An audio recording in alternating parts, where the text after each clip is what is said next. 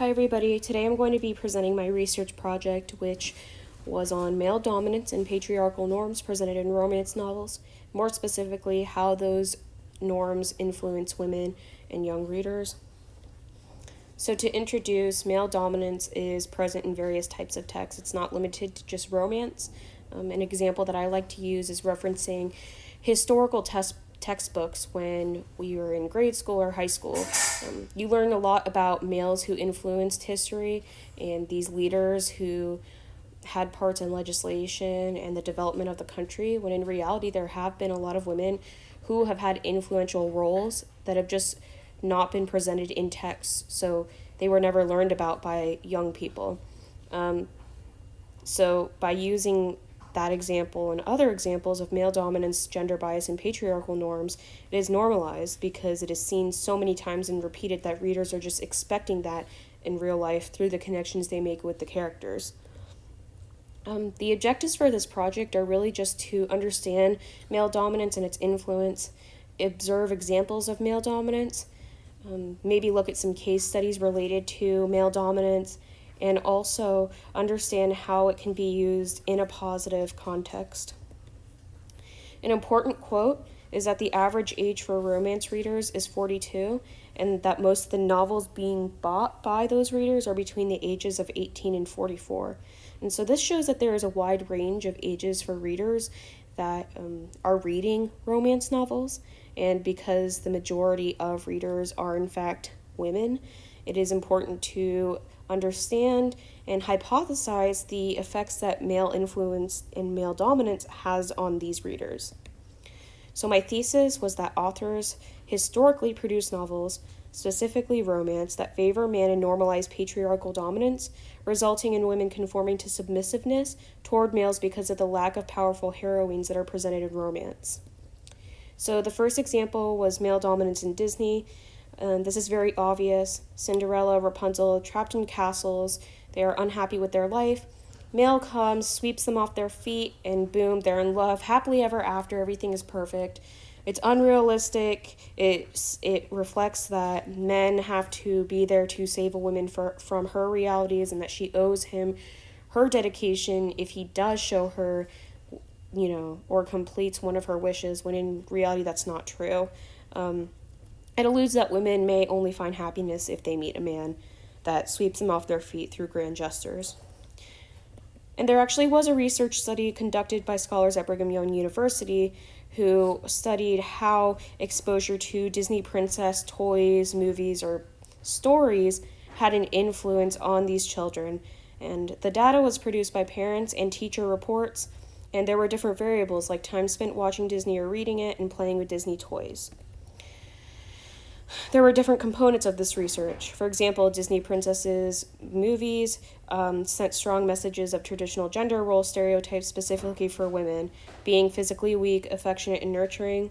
And there were very few case studies that had been conducted on the topic before this one, so they synthesized with Barbie case studies, which is of similar concept, and noted that that study had found that Barbie dolls were associated with girls seeing fewer career options for themselves in the future. The results showed that girls showed higher levels of female gender stereotypical roles, and this was rated by parents and teachers and also observed during their playtime. So the significance of this research was that the study yielded positive correlations between girls who spent more time watching, reading, or playing with Disney princesses and confirmations to female gender stereotypes, being submissive to men or normalizing gender stereotypes. There are multiple examples of male dominance in adult literature and the stereotypes that normalize and enable the male dominance. The example of the authors that implement male dominance and normalize it are Lisa Kleypas and Anna Todd. Anna Todd of the After series, she composed 4 novels that follows the relationship of 2 college students, and the heroine is your stereotypical innocent and weak, submissive female, and your hero, Hardin, is depicted as a stereotypical bad boy with cheating tendencies and issues with drugs and violence. Those are just 2 examples on the side of male dominance in this novel, and how they are unhealthy Tessa referring to him as her world alludes that there are other aspects of her life, there are multiple other aspects of her life that just aren't as valuable, which I'm sure is not true. And Hardin seeks to dominate Tessa even during sexual encounters. And then Lisa Kleypas, like we had read in class, she wrote a novel about a female who was brave enough to leave domestic violence, but, you know, the danger in this novel is that she credits Haven's recovery from domestic violence to the hero Hardy, who was very dominant and strong, and he is credited with quite literally saving her life. This is alluded in the elevator scene, and then Haven achieves happiness due to the male presence, and this just normalizes using relationships as a coping mechanism, when experts say that Haven should have taken time to develop on her own and forged her own path to recovery. So, like we had talked about, the dangers of these male dominance norms presented in those two novels show that females adopt low expectations for themselves. Abuse can be normalized in these novels, and that authors fail to reflect healthy recoveries from abuse and credit males with the recovery process.